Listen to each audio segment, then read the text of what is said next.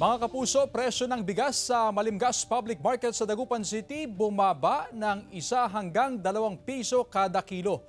Yan ang tinutukan live ni Claire Lacanilaw. Claire? Chris, hindi pa rin daw ramdam ng ilang mamimili kahit umabot sa piso hanggang 2 piso ang ibinaba sa kada kilo ng bigas sa ilang pamilihan sa Dagupan City. Bumaba ng piso hanggang 2 piso ang kada kilo ng bigas sa ilang pamilihan sa Dagupan City. Ayon sa ilang rice retailer, bumaba ang presyo sa kanilang pinagkukuhanan dahil marami raw ang supply ng bigas ngayon. Mas mura ngayon yung second crop kaya sumasabay din kami sa ma'am. Presyo. Kung mura yung bigay ng mga supplier namin ma'am, nagbabaksak din kami ang presyo. Kahit bumaba ang presyo ng kada kilo ng bigas, hindi pa rin daw ramdam ng ilang mamimili. Sa Malimgas Public Market, nasa 52 pesos per kilo ang pinakamurang bigas, habang aabot sa 60 pesos per kilo ang special rice. At sana mababa ang kuan. Presyo mahirapan ang mga mahirap katulad ko. Mabigat pa rin sa bulsa, ma'am. Ito, ganyan ito.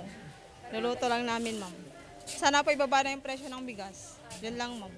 Para makaahon kami sa makaluwag-luwag. Ayon sa Samahang Industriya ng Agrikultura, ang bawas presyo sa bigas ay epekto ng pagbaba ng presyo sa pandaigdigang merkado.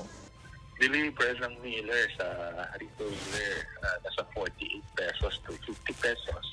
So medyo may pagpamaan ng 2 pesos no compare dati. So yung presyo naman retail more or less nasa 52 to 54 pesos. Ayon pa sa Sinag, inaasahang madaragdagan pa ang supply ng bigas hanggang buwan ng Marso na panahon ng anihan.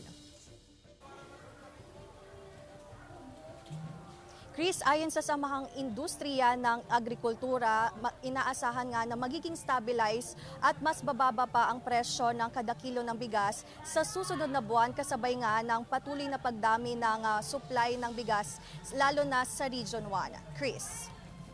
Maraming salamat, Claire Lacanilaw.